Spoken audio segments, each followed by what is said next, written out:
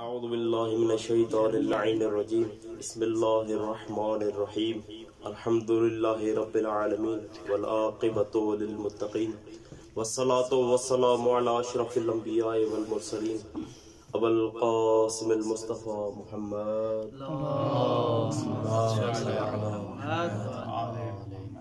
وآلہ الطیبین الطاہرین المعصومین المظلومین ولعنت الدائمۃ علی اعدائهم اجمعین اما بعد فقد قال اللہ سبحانہ وتعالی فی قرآنہ المجید بسم اللہ الرحمن الرحیم وَقُلَّ شَيْءٍ أَحْصَيْنَاهُ فِي إِمَامٍ مُبِينٍ صلوات بھیجے آل محمد کی ذات اللہم صلی علی محمد. بس تھوڑا توجہ چاہیے، انشاءاللہ مختصر وقت میں آپ کی زحمت تمام کروں گا. بسم اللہ. تمام تعریفیں اس خالق لم یزل کے لیے ہیں جو آل محمد کو خلق کرنے کے بعد رشک کرتا ہوا نظر آتا ہے اور خود کی شان میں کہتا ہوا ہے کہ کتنی بابرکت ہے وہ ذات جس نے سب سے احسن انداز میں آل محمد کو خلق کیا ہے. سبحان اللہ. اس کے بعد صلاۃ و سلام ہو اس کے پیارے حبیب حضرت محمد مصطفیٰ صلی اللہ علیہ وسلم کے لیے جن کی خلقت کے بارے میں اللہ کہتا ہے کہ لولاک لما خلقت الافلاق، اے محمد اگر تو نہ ہوتا تو میں اس کائنات کو خلق ہی نہ کرتا. سبحان اللہ. اس کے بعد خصوصاً صلاۃ و سلام ہو اس کے وصی و وزیر امیر المومنین علی بن ابی طالب علیہ السلام کے جن کے فیض ولایت انبیاء کو نبوت ملی، رسولوں کو رسالت ملی، اولیاء کو ولایت ملی. جنہوں نے ان کی ولایت کو مانا ان کو شریف ماں ملی، جنہوں نے ان کو نہ مانا ان کو خبیث ماں ملی. سبحان اللہ. میرا عنوان موضوع ہے علم امام اور اختیار معصوم. گرمی ہے، انشاءاللہ مختصر وقت میں آپ کی زحمت تمام. میرا موضوع ہے اختیار امام اور علم امام. اس موضوع کو جاری کرنے سے پہلے چند معروضات آپ کے اذہان علی تک پہنچاؤں. ایک سوال پیدا ہوتا ہے کہ ہم اس موضوع کو پڑھ رہے ہیں علم امام اور اختیار معصوم. ایک سوال پیدا ہوتا ہے کہ آیا آل محمد کی یہ سب سے بڑی فضیلت ہے کہ اللہ نے ان کو علم لدنی عطا کیا ہے؟ ایک سوال اپنی جگہ پر ہوتا ہے جس کے بارے میں سورہ یاسین کی آیت نمبر 12 میں آتا ہے کہ وَكُلَّ شَيْءٍ أَحْصَيْنَاهُ فِي إِمَامٍ مُبِينٍ، کہ ہم نے ہر چیز کا علم امام مبین میں رکھ دیا ہے. تو یہ سوال آتا ہے کہ آیا علم لدنی کے مالک ہونا آل محمد کی سب سے بڑی فضیلت ہے؟ تو اس کا جواب یہ ہے کہ یہ سب سے بڑی فضیلت نہیں ہے. توجہ چاہیے کہ بسم اللہ. سب سے بڑی فضیلت یہ نہیں ہے. کیسے؟ علی ابن جعفر کس کتاب بصائر و درجات میں یہ ایک راوی ہے جو روایت کرتے ہیں امام موسی کاظم علیہ السلام سے. امام کے ذات پہ صلوات سے جا رہا ہوں. اللہم صلی علی محمد. امام سے سوال کرتا ہے مولا کہ آپ کی سب سے بڑی فضیلت یہ ہے کہ آپ کو اللہ نے علم لدنی کا مالک عطا مالک بنایا ہے. مولا فرماتے ہیں العلم ایسر من ذالک. امام فرماتے ہیں علم ہماری سب سے چھوٹی فضیلت ہے. سبحان اللہ. علم ہماری درود بھیجے آل محمد کی ذات. اللہم صلی علی محمد وآل محمد. بر محمد وآل محمد صلی اللہ علیہ وسلم. اللہم صلی علی محمد وآل محمد. مولا پھر سب سے بڑی فضیلت کیا ہے؟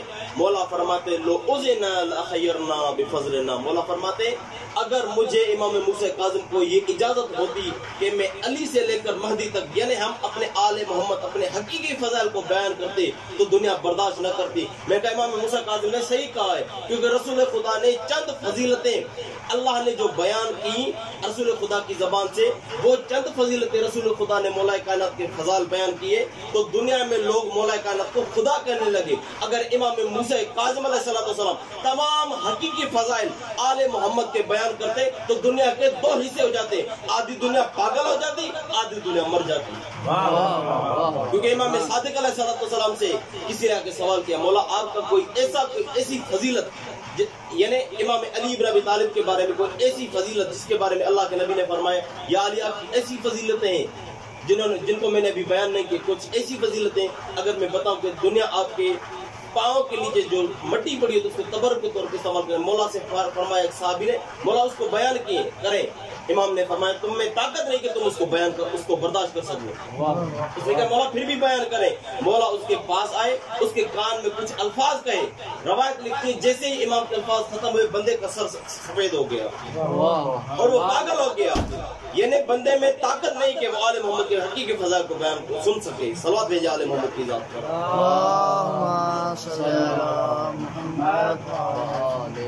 ایک بندہ آتا ہے امام امیر المومنین علی بن ابی طالب علیہ السلام کی بارگاہ میں, مولا سے سوال کرتا ہے, مولا آپ کی بڑی فضیلتیں, آپ کے بارے میں قرآن میں بڑی آیتیں ہیں, احادیث میں روایت ہیں, جس طرح سب سے پہلے سورہ فاتحہ میں بسم اللہ الرحمن الرحیم, اس میں جو با کا نقطہ ہے وہ آپ ہیں, اهدنا الصراط المستقیم آپ ہیں, انا انزلناہ انا اعطینا انما یرید اللہ لیذهب عنکم الرجس اہل البیت, اس کے مصداق آپ ہیں, انما ولیکم اللہ ورسولہ والذین آمنوا الذین یقیمون الصلاۃ ویؤتون الزکاۃ وهم راکعون, اس کے مصداق آپ ہیں, یا ایھا الرسول بلغ ما انزل الیک من ربک وان لم تفعل فما بلغت رسالتہ, اس کے مصداق آپ ہیں, اليوم اکملت لکم دینکم واتممت علیکم نعمتی ورضیت لکم الاسلام دینا, اس کے مصداق آپ ہیں, یا علی انت قسیم النار والجنہ کے مصداق آپ ہیں, یا علی من کنت مولا فاز علی اللہ کے مصداق آپ ہیں, یا علی آپ قسیم النار والجنہ کے مالک آپ ہیں, آپ زوجہ بطول ہیں, آپ ابو الحسنین ہیں, آپ اخی رسول ہیں. مولا آپ کی اتنی بڑی فضیلتیں ہیں, آپ کی سب سے بڑی فضیلت کون سی ہے؟ مولا فرماتے ہیں اگرچہ یہ ساری میری فضیلتیں ہیں لیکن یہ میری بڑی فضیلت نہیں ہے. مولا پھر بڑی فضیلت کیا ہے؟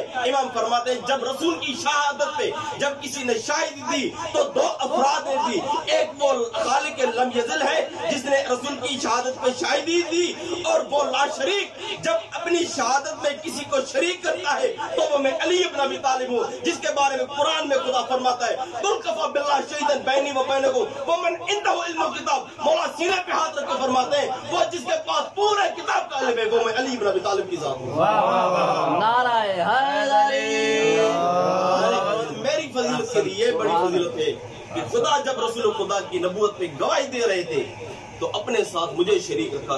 اور آپ نے علم کتاب لما بھی یہ پڑھا ہے کہ قضاوت کے باب میں آپ نے دیکھا ہے کہ جب دو شاہد گواہی دیں تو ان کے لیے ضروری ہے کہ انہوں نے ویسے ہی دیکھا ہو جس نے اس نے ویسے انجام دیا ہے. گواہی دینے کے لیے ان میں ویسے ہی برابری ہونی چاہیے, دیکھنے میں بھی برابری ہونی چاہیے, علم میں بھی برابری ہونی چاہیے. ایسے نہ ہو کہ ایک بندے سے پوچھا جائے کہ آپ جو فلاں بندے کے بارے میں گواہی دے رہے ہیں اس کا حلیہ کیسا تھا, اس کے پاس کپڑے کیسے تھے. ایسے نہ ہو کہ ایک گواہی دے کہ اس کے پاس سفید کپڑے پہنے ہوئے تھے, دوسرا دے کہ اس کے پاس دوسرے کلر کے کپڑے پہنے ہوئے تھے. ایسے نہیں ہے, یعنی دونوں گواہی دینے کے بارے میں دونوں برابر پہ آئے کہ ایک بندہ کہے کہ صبح کے وقت میں یہ کام ہوا ہے, دوسرا بھی یہ کہے کہ صبح کے وقت میں کام ہوا ہے. اب جو اللہ گواہی دینا چاہتا ہے رسول خدا کی رسالت پہ اور مولا کائنات کو اپنے ساتھ رکھا ہے گواہی میں, اس سے پتہ یہ چلتا ہے کہ کار رسالت کو انجام جب دے رہے تھے رسول خدا تو اللہ کی نظر بھی رسول خدا پہ بھی تھی, علی کی نظر بھی رسول خدا. درود بھیجے آل محمد کی ذات.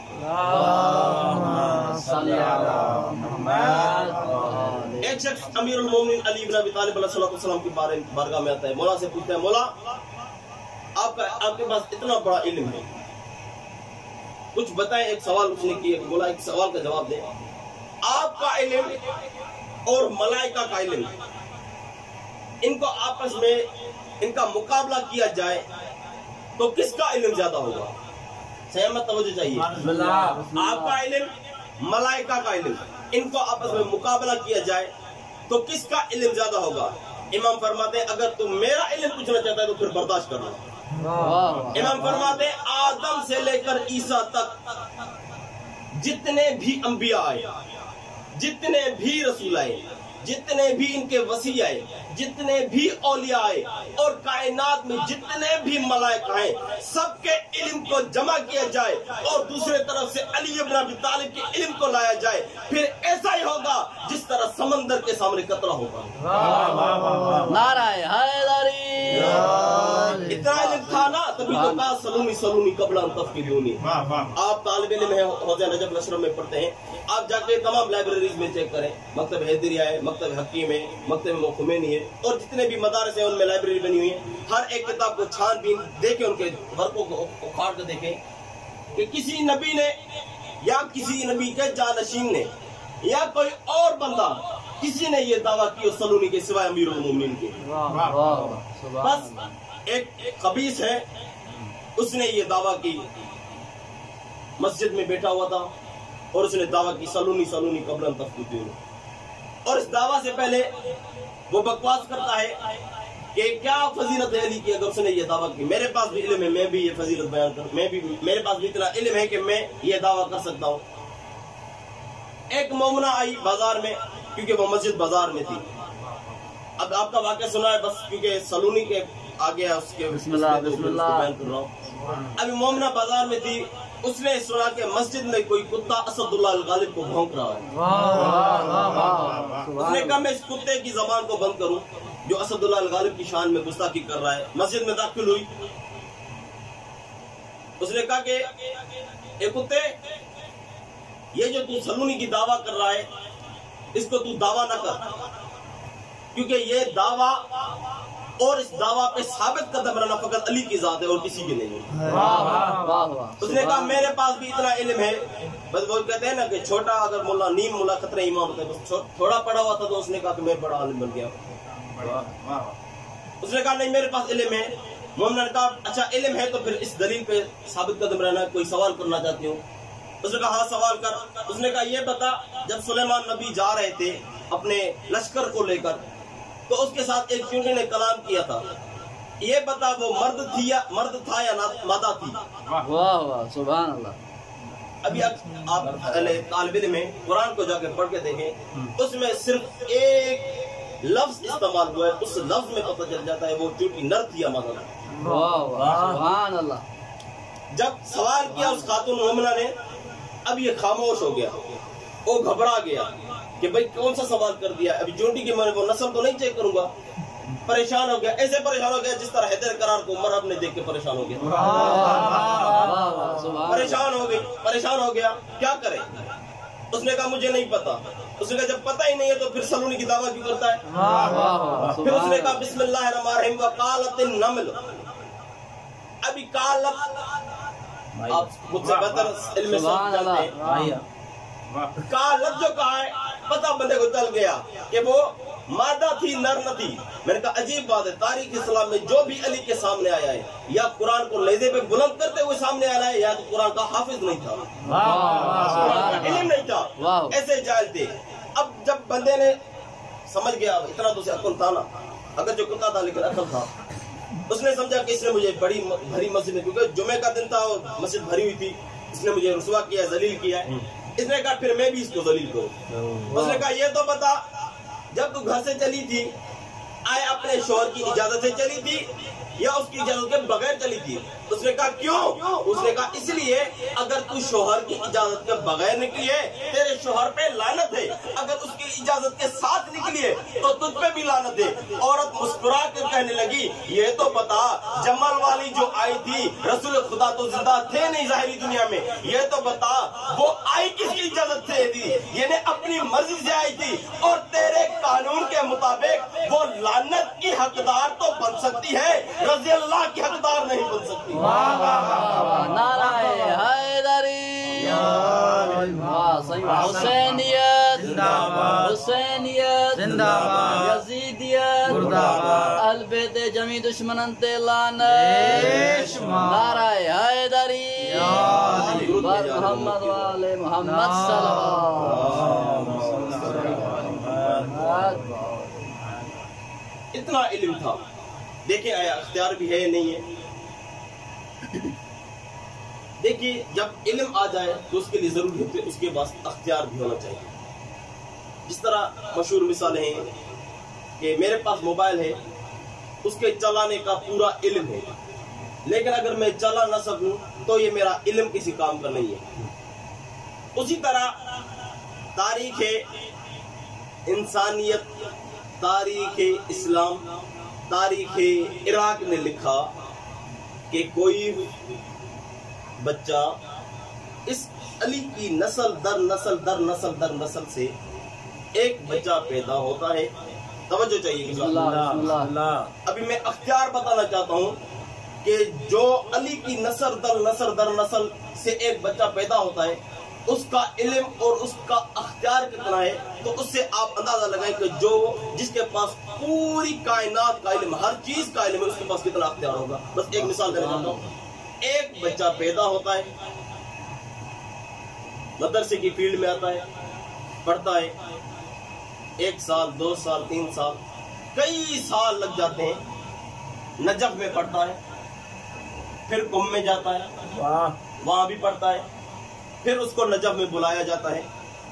جب وہ اپنے علم کی ایک اوپر والی منزل پر پہنچ جاتا ہے تو ایک داعش نامہ گروہ عراق میں آتا ہے اور آل محمد کے روزوں کو مسمار کرنے شروع کر دیتا ہے۔ پھر اسی علی کے بیٹے نے، عجیب بات ہے، جو فقیہ مرجع بنا تھا وہ بھی علی تھا۔ واہ واہ واہ واہ۔ اس نے اپنے علم کے پاور کو اپنے قلم میں استعمال کیا اور ایک فتویٰ دیا۔ وہ ایک فتویٰ دینا تھا، وہ داعش جس کو کئی سال لگ گئے تھے بننے میں، اور اس کا عزم یہ تھا کہ ہم آل محمد کے روزوں کو مسمار کریں گے۔ اس علی کے بیٹوں میں سے ایک علی نام، علی سیستانی نے ایک فتویٰ دیا۔ اس ایک فتوے کا اثر یہ ہوا، اس داعش کا اس عراق سے نیست و نابود ہونا اس بات کی دلیل ہے کہ سید سیستانی میں اتنا علم اور اتنا پاور تھا جس کی ایک فتویٰ سے پوری داعش نیست و نابود ہو گئی، عراق سید و سالم ہو گیا۔ میں کہوں اس سید سیستانی کے پاس ایک چھوٹا سا علم تھا جس کے بدولت داعش کا وجود نیست و نابود ہو گیا۔ ارے جس کے بارے میں اللہ کہتا ہے وَكُلَّ شَيْءٍ أَحْصَيْنَاهُ فِي إِمَامٍ مُبِينٍ، ارے جس کے پاس پورے علم کو اللہ نے سمیٹ کے رکھ دیا، اسی کو شاعر نے شان دیتا ہے، کبھی قاتل کے سینے سے اتر جائے، کبھی قاتل کو شربت پلائے۔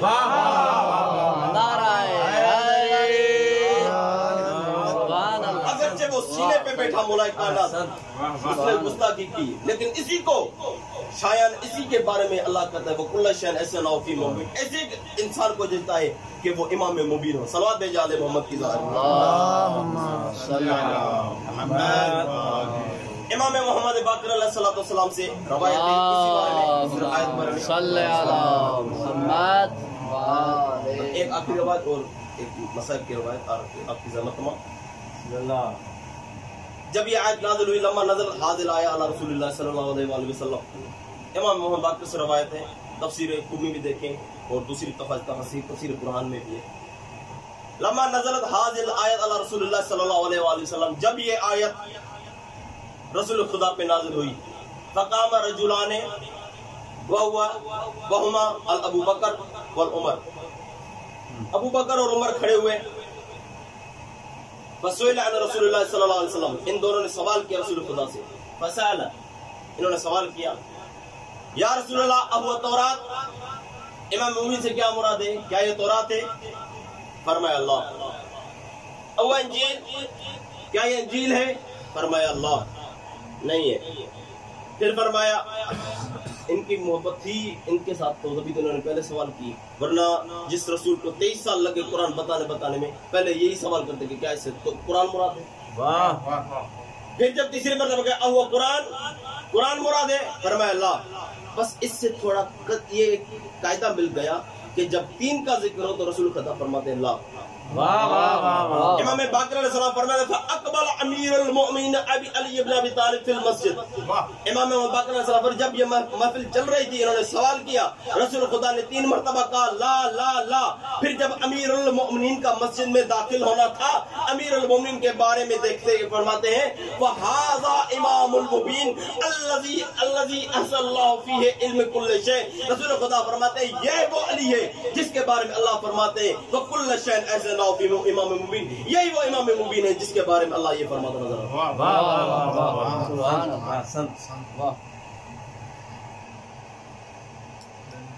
عزت بھی بڑی تھی تو مصیبت بھی بڑی تھی۔ یہی رسول خدا جو امیر المومنین کی شان میں اتنے قصیدے پڑھتے نظر آتے ہیں،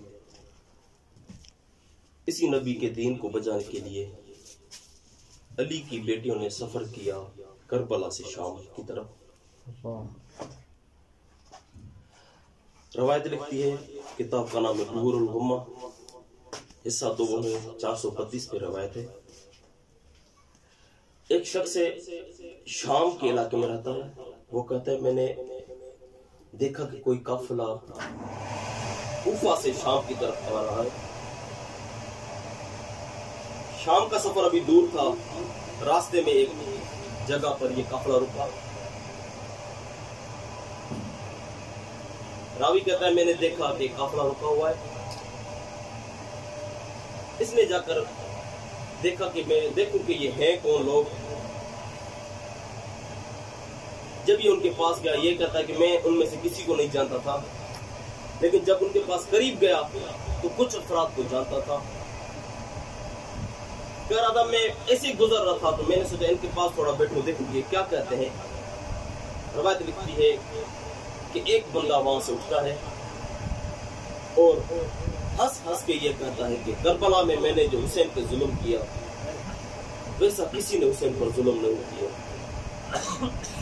سوال کیا تمہارا نام کیا ہے؟ کہا میرا نام طفیل ابن حکیم ہے۔ کون سا ظلم کیا ہے؟ یہ ملعون کہتا ہے میں نے کربلا میں اس شخصیت کو شہید کیا ہے جس کی شہادت کے بعد حسین دونوں ہاتھ کمر پہ رکھ کے فرماتے ہیں عباس الان انکسر ظہری، عباس تیرے جانے کے بعد میری کمر ٹوٹ گئی ہے۔ ہاں عزادارو، اور باب مقتل لکھتے ہیں یہ وہی شہید ہے جن بازوؤں کو قتل کیا گیا، جن بازوؤں کو مولا عباس کے جسم جدا کیا گیا تھا، یہ وہی بازو تھے جو بچپن میں کبھی زینب کبریٰ کے ہاتھ کو پکڑ کے چلتا تھا، کبھی ام کلثوم کے ہاتھ کو پکڑ کے چلتا تھا۔ یہ وہی عباس ہے جس کے بازو کو حسین روزانہ بوسے دے کے اس منظر کو یاد کرتا تھا۔ حضرت اور یہ ابھی بیان کر رہا تھا، ایک دوسرا ملعون اٹھتا ہے، وہ کہتا ہے تو نے عباس کو قتل کیا اپنی جگہ، لیکن میرے ظلم کی کوئی انتہا نہیں ہے۔ کہتے ہیں تمہارا نام کیا ہے؟ یہ ملعون کہتا ہے میرا نام حسین ابن نمیر ہے۔ تو نے کون سا ظلم کیا؟ یہ کہتا ہے اس نے عباس کو قتل کیا تو حسین کی کمر ٹوٹ گئی، لیکن میرے ظلم کے بعد حسین کو کچھ نظر نہیں آتا تھا۔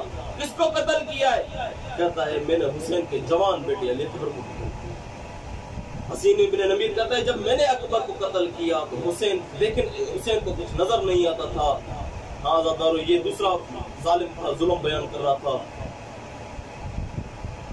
بس ایک تیسرا قاتل اٹھتا ہے، 5 قاتل تھے، تیسرا قاتل یہ اٹھتا ہے، اس نے کہا کہ عباس بھی میدان میں جانے کے قابل تھا، اکبر بھی میدان میں جانے کے قابل تھا، یہ لڑ بھی سکتے تھے، یہ سوار بھی تھے، یہ تلوار بھی اٹھاتے تھے، لیکن جس کو میں نے قتل کیا ہے وہ نہ میدان میں چلنے کے قابل تھا نہ تلوار چلانے کے قابل تھا۔ کہا کس کو قتل کیا ہے؟ اس نے کہا میں نے حسین کے علی اصغر کو قتل کیا ہے۔ یہ ملعون کہتا ہے تم نے عباس کو قتل کیا، بس عباس کو قتل کیا، تو نے اکبر کو قتل کیا، بس اکبر کو قتل کیا، لیکن جب میں نے تیر چلایا تو اس ایک تیر سے علی اصغر بھی شہید ہوا، حسین کا بازو بھی زخمی ہوا۔ ابھی تیسرا ملعون یہ اپنا ظلم بیان کر رہا تھا، ایک چوتھا ظالم اٹھتا ہے، وہ کہتا ہے تم نے سب نے اپنے اپنی جگہ پر ظلم کیے، لیکن جو میں نے ظلم کیا اس ظلم کی کوئی انتہا نہیں ہے۔ یہ کہتا ہے تیرا نام کیا ہے؟ ملعون کہتا ہے میرا نام شمر ہے۔ اس نے کہا تو نے کون سا ظلم کیا؟ ان سب نے عباس کو قتل کیا، علی اکبر کو قتل کیا، علی اصغر کو قتل کیا، لیکن میں نے ایک حسین کو نہیں، میں نے 55 کو قتل کیا ہے۔ اس بحر الغمہ والے لکھتے ہیں کہ زہرا کی گودی میں حسین کا سر تھا اور شمر کا خنجر چل رہا تھا۔ انہوں نے کہا کہ تمہاری برچھی بھی تیز تھی، تمہاری تلوار تیز تھی، لیکن شمر کہتا ہے جو میں خنجر چلا رہا تھا وہ بڑا کل خنجر تھا۔ اور مدینہ سے مدینہ تک والے لکھتے ہیں کہ جب حسین کے گردن پر شمر خنجر چلا رہا تھا تو شمر نے محسوس کیا کہ حسین کے لبوں سے کوئی آواز آ رہی ہے، اور میں نے محسوس کیا کہ جب میں خنجر چلا رہا ہوں حسین کی گردن میں کبھی زہرا کا سر آتا ہے، کبھی رسول خدا کا سر آتا ہے، کبھی حسن کا آتا ہے۔ شمر کہتا ہے میں نے ایک حسین کو نہیں 55 کو ضربیں چلائی ہیں، 55 کو قتل کیا ہے۔ ارباب مقتل والا لکھتا ہے، بحر الغمہ والا لکھتا ہے یہ چار ظالم اپنا ظلم بیان کر چکے، ایک 5واں ہے۔ راوی کہتا ہے میں اس ظالم کو نہیں جانتا تھا لیکن اس کا ظلم سب سے بڑا ظلم تھا۔ یہ کہتا ہے تم سب نے ظلم کیے لیکن میں نے سب سے بڑا ظلم کیا۔ جو 4 قاتل تھے انہوں نے کہا ہم نے اکبر کو بھی شہید کیا، ہم نے علی اصغر کو بھی شہید کیا، ہم نے عباس کو بھی شہید کیا، ہم نے حسین کو شہید کیا، تو نے کون سا بڑا ظلم کیا ہے؟ یہ ملعون کہتا ہے میرا نام کھولی ہے۔ جب شام غریبہ میں خیمے جل چکے تھے، بیویاں پریشان تھی، بچے بکھر چکے تھے، اسی عالم غربت میں نے زینب کو دیکھا جو بچوں کو ایک جگہ جمع کر رہی تھی، بڑی پریشان بیوی تھی۔ یہ کہتا میں اس کے قریب آیا اور نیزے کی نوک سے زینب کی چادر کو بلند کیا۔ دوسرے ارباب مقتل لکھتے ہیں پوچھا گیا کہ وہ چادر کہاں گئی؟ یہ کہتا ہے میں القمہ پر گیا جہاں پر عباس کی لاش پڑی ہوئی تھی، میں نے چادر کو عباس کی لاش پر پھینکا اور میں نے دیکھا کہ عباس کی لاش کبھی دائیں سائیڈ کروٹ لے رہی ہے، کبھی بائیں سائیڈ کروٹ لے رہی ہے۔ یہ ظالم کہتا ہے میں نے عباس کو کہا یہی وہ چادر تھی جس پہ زینب ناز کرتی تھی اور تو وہی ہے جس کے سہارے زینب کربلا آئی۔ اللہ لعنت اللہ علیہ الظالمین سیعلم الذین ظلموا ای منقلب ینقلبون۔